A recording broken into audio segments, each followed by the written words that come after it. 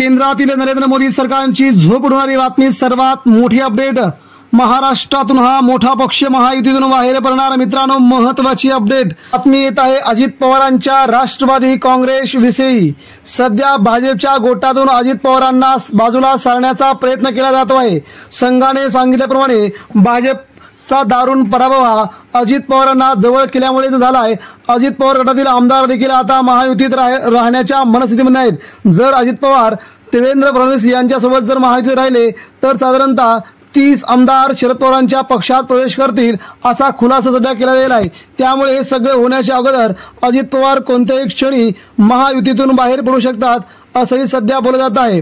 अजित पवारांना टार्गेट करण्याचं काम सध्या शिंदेगडातील आमदार आणि भाजपातील काही आमदार करत असल्याचं सर्वात मोठं विधान केलं जात आहे। त्यामुळे अजित पवारांतील गटातील काही आमदार सध्या खूप नाराज असून आपण सरकारमध्ये असून देखील आपल्याला का टार्गेट केलं जात आहे असं विचारलं जात आहे।